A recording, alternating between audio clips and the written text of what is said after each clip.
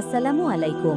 আজকে আমরা জানব রাসূলুল্লাহ সাল্লাল্লাহু এর নামসমূহ ও লালন পালন সম্পর্ক জানব।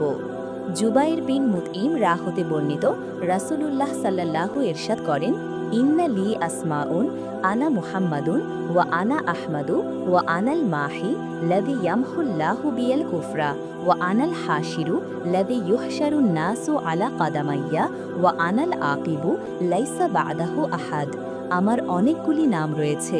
আমি মুহাম্মদ, প্রশংসিত; আমি আহমদ, সর্বাধিক প্রশংসিত; আমি মাহি, বিদুরিতকারী। আমার মাধ্যমে আল্লাহ কুফরিকে বিদুরিত করেছেন।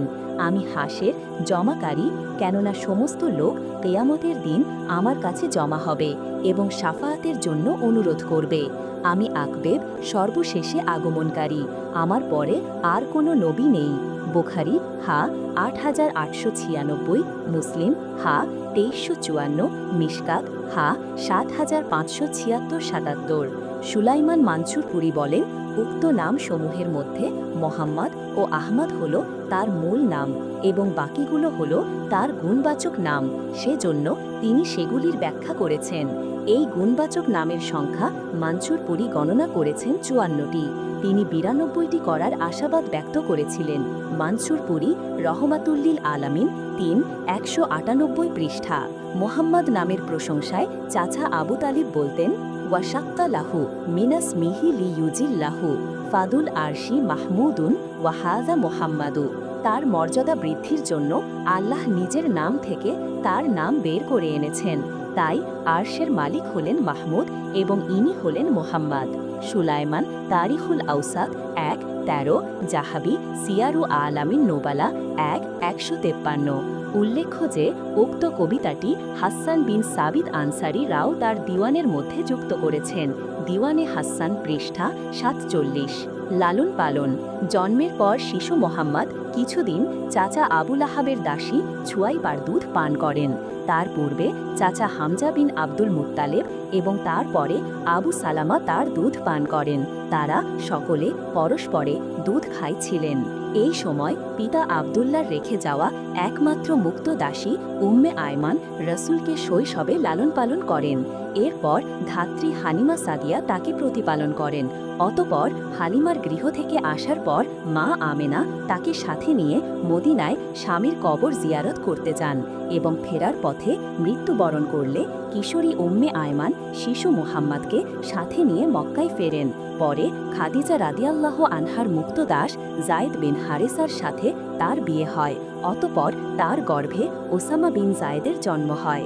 রাসূলুল্লাহ সাল্লাল্লাহু উম্মে আয়মানকে মা ইয়া উম্মাহ বলে সম্বোধন করতেন এবং নিজ পরিবারভুক্ত বাকিয়াতু আহলে বাইতি বলতেন। তিনি তাকে মায়ের পরে মা উম্মি বাদা উম্মি বলে সম্মানিত করতেন। সে সময়ে শহরবাসী আরবদের মধ্যে এই ধারণা প্রচলিত ছিল যে শহরের জনাকীর্ণ পঙ্কিল পরিবেশ থেকে দূরে গ্রামের নিরিবিলি উন্মুক্ত পরিবেশে শিশুদের লালন পালন করলে তারা বিভিন্ন রোগ ব্যাধি হতে মুক্ত থাকে এবং তাদের স্বাস্থ্য সুঠাম ও সবল হয়। সর্বোপরি তারা বিশুদ্ধ আরবি ভাষায় কথা বলতে অভ্যস্ত হয়। সেই হিসাবে দাদা আব্দুল মুত্তালেব সবচেয়ে সম্ভ্রান্ত ধাত্রী হিসাবে পরিচিত বনু সাদ গোত্রের হালিমা সাদিয়াকে নির্বাচন করেন এবং তার হাতেই প্রাণাধিক পৌত্রকে সমর্পণ করেন। হালিমার গৃহে ২ বছর দুগ্ধপানকালীন সময়ে তাদের পরিবারে সচ্ছলতা ফিরে আসে। তাদের ছাগল পালে এবং অন্যান্য সকল বিষয়ে আল্লাহ তরফ থেকে বরকত নেমে আসে। নিয়মানুযায়ী ২ বছর পরে বাচ্চাকে ফেরত দেওয়ার জন্য তাকে মা আমেনার কাছে আনা হয়, কিন্তু হালিমা তাকে ছাড়তে চাচ্ছিলেন না। তিনি আমেনাকে বারবার অনুরোধ করেন আরও কিছুদিন বাচ্চাকে তার কাছে রাখার জন্য। ওই সময় মক্কায় মহামারী দেখা দিয়েছিল, ফলে মা রাজি হয়ে যান এবং বাচ্চাকে পুনরায় হালিমার কাছে অর্পণ করেন। আর রাহিক ৫৬ পৃষ্ঠা। বক্ষ বিদারণ। কথার পরে দ্বিতীয় দফায় হালিমার নিকটে আসার পর জন্মের চতুর্থ কিংবা পঞ্চম বছরে শিশু মোহাম্মদের সিনা চাক বা বক্ষ বিদারণের বিস্ময়কর ঘটনা ঘটে। ব্যাপারটি ছিল এই যে মুহাম্মদ তার সাথীদের সাথে খেলা ছিলেন। এমন সময় জিব্রাইল ফেরেশতা এসে তাকে কিছু দূরে নিয়ে বুক চিরে ফেলেন। অতপর কলিজা বের করে জমজমের পানি দিয়ে ধুয়ে কিছু জমাট রক্ত ফেলে দেন এবং বলেন, হাজা হাজ্জু শাইতানি বিঙ্কা, এটি তোমার মধ্যেকার শয়তানের অংশ। অতঃপর বুক পূর্বের ন্যায় জোড়া লাগিয়ে দিয়ে তিনি অদৃশ্য হয়ে যান। পুরা ব্যাপারটি খুব দ্রুত সম্পন্ন হয়। সাথী বাচ্চারা ছুটে গিয়ে হালিমাকে খবর দিল যে মুহাম্মদ নিহত হয়েছে। তিনি ছুটে এসে দেখেন যে মুহাম্মদ মলিন মুখে দাঁড়িয়ে আছে। তিনি তাকে বুকে তুলে বাড়িতে এনে সেবা যত্ন করতে থাকেন। এই অলৌকিক ঘটনায় হালিমা ভীত হয়ে পড়েন এবং একদিন তাকে তার মায়ের কাছে ফেরত দিয়ে যান। তখন তার বয়স ছিল 6 বছর। তার দ্বিতীয়বার বক্ষ বিদারণ হয় মিরাজে গমনের পূর্বে মক্কায়। আমেনার ইয়াসরিব গমন ও মৃত্যুবরণ। প্রাণাধিক সন্তানকে কাছে পেয়ে আমেনা তার প্রাণপ্রিয় স্বামীর কবর জিয়ারাত করার মনস্থ করেন। শ্বশুর আব্দুল মুত্তালেব সব ব্যবস্থা করে দেন। সে মতে পুত্র মোহাম্মদ ও পরিচারিকা উম্মে আয়মানকে সাথে নিয়ে তিনি মক্কা থেকে প্রায় 460 কিলোমিটার উত্তরে মদিনার উদ্দেশ্যে রওনা হন। অতঃপর যথাসময়ে মদিনায় পৌঁছে নাবেগা আল জাহদির পারিবারিক গোরস্থানে স্বামীর কবর জিয়ারাত করেন। অতঃপর সেখানে 1 মাস বিশ্রাম নেন। এরপর পুনরায় মক্কার উদ্দেশ্যে রওনা হন। কিন্তু কিছু দূর এসেই তিনি অসুস্থ হয়ে পড়েন এবং আবুয়া আল আবুয়া নামক স্থানে মৃত্যুবরণ করেন, যা বর্তমানে মদিনা থেকে মক্কার পথে 250 কিলোমিটার দূরে অবস্থিত একটি শহরের নাম। উম্মে আয়মান শিশু মোহাম্মদকে মক্কায় নিয়ে আসেন। এভাবে জন্ম থেকে পিতৃহারা ইয়াতিম মোহাম্মদ মাত্র 6 বছর বয়সে মাতৃহারা হলেন।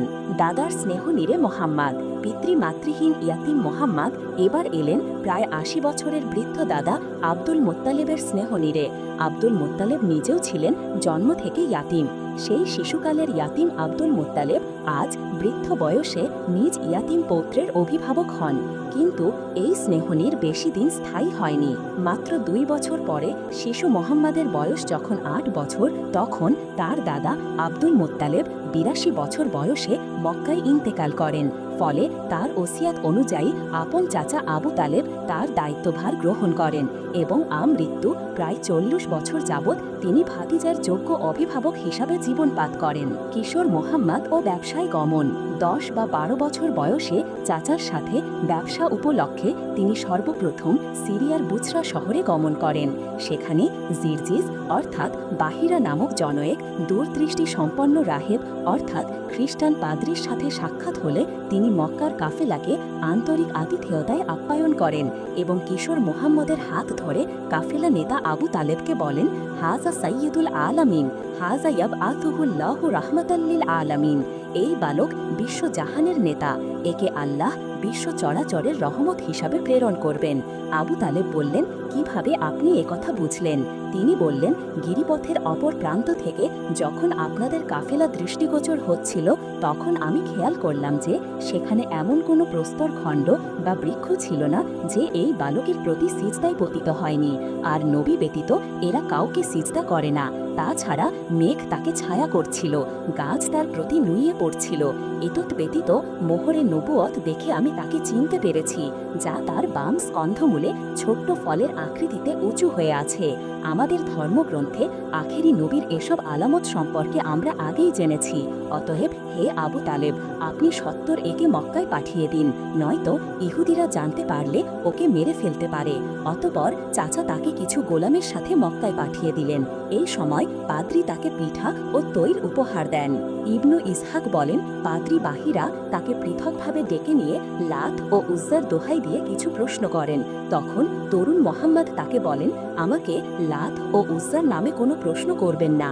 আল্লাহর কসম, আমি এ দুটির চাইতে কোনো কিছুর প্রতি অধিক বিদ্বেষ পোষণ করি না। অতঃপর তিনি তাকে তার নিদ্রা, আচরণ, আকৃতি ও অন্যান্য বিষয় সম্পর্কে জিজ্ঞাসা করেন। সেগুলিতে তিনি তাদের কিতাবে বর্ণিত গুণাবলীর সাথে মিল পান। অতঃপর তিনি আবু তালেবকে বলেন, ছেলেটিকে? আবু তালেব বলেন, এটি আমার বেটা। তিনি বললেন, না, এটি আপনার পুত্র নয়, এই ছেলের বাপ জীবিত থাকতে পারেন না।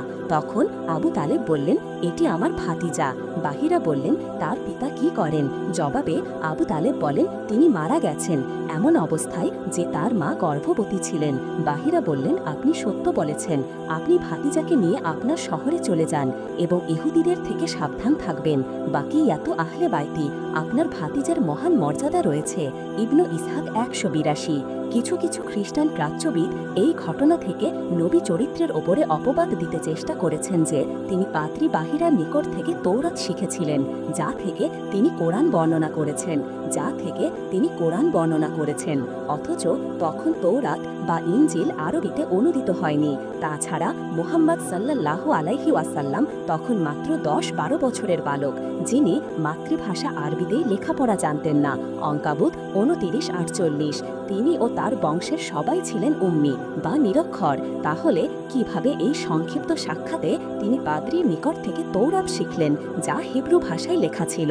কিভাবে তিনি তার অর্থ বুঝলেন? অতঃপর সেগুলিকে কিভাবে সাক্ষাতের ২৮-৩০ বছর পর আরবিতে পরিবর্তন করে কোরআন আকারে পেশ করলেন?